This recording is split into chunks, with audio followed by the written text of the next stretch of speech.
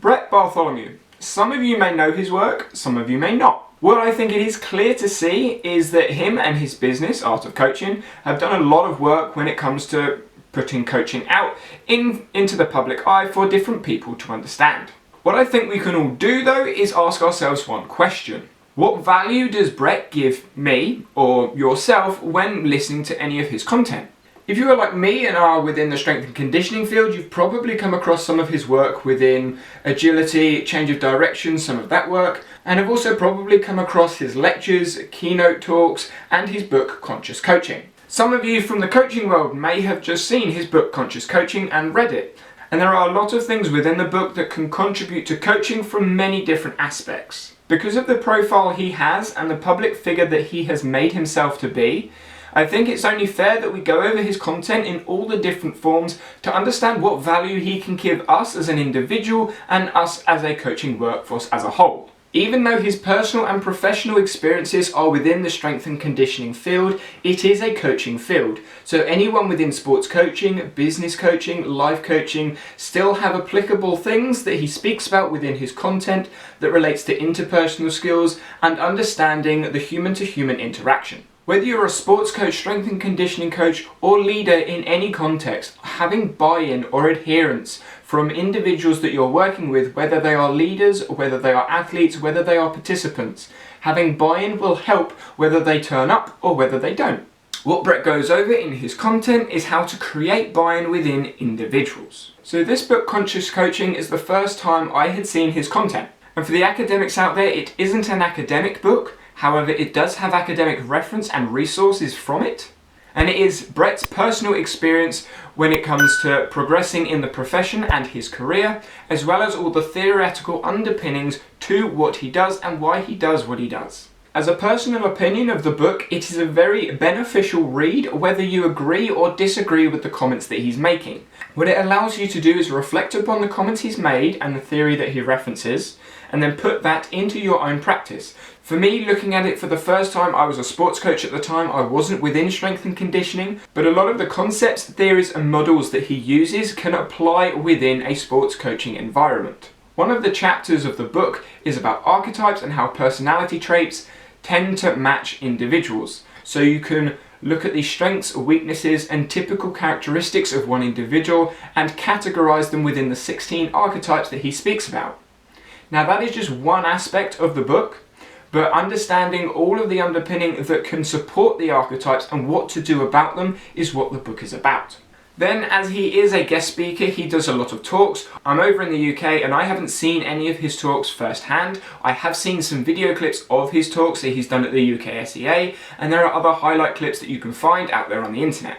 Whether you have access to his talks or whether you don't, there is a podcast that he does with his business, Art of Coaching, where he interviews numerous people and he goes through loads of the context and the content that is articulated within his talks. What value does the podcast actually give you or myself as a listener? It gives experience of different experts within the field.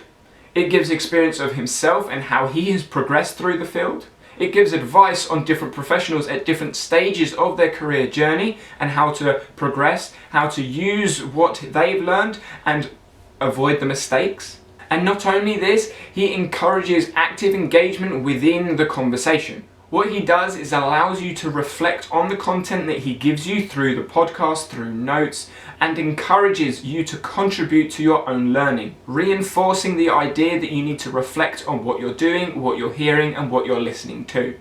Obviously, as a public figure, he has numerous different social media platforms that he uses: Instagram, Facebook, Twitter. He's not very active on LinkedIn, but he does have an account.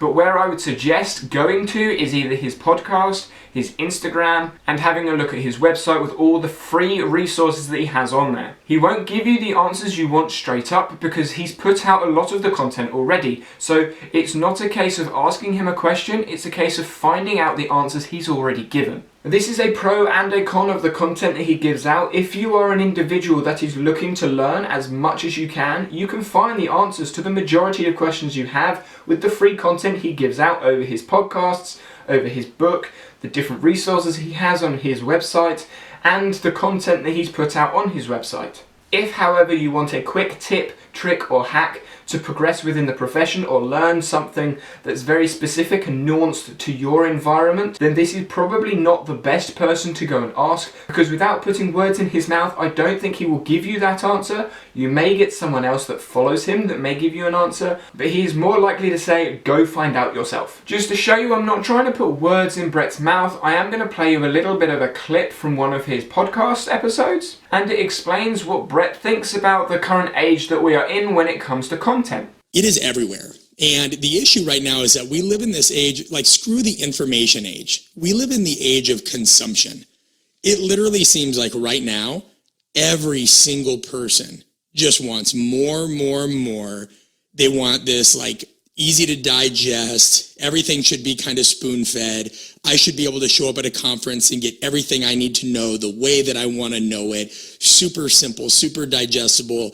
And what this has created is a lack of accountability, like literally in the state of leadership culture, coaching culture, performance culture, whatever. Hopefully you can understand this and you can take ownership of your own education by contributing to videos, to content, to information that you see, whether it is a like, a dislike, your opinions, your views, or just your thoughts.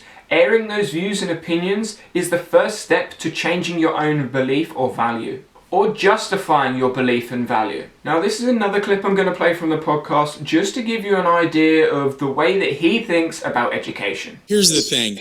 There is such a thing as a bad question. I'm not insinuating that these are them, but there is such a thing as a bad question.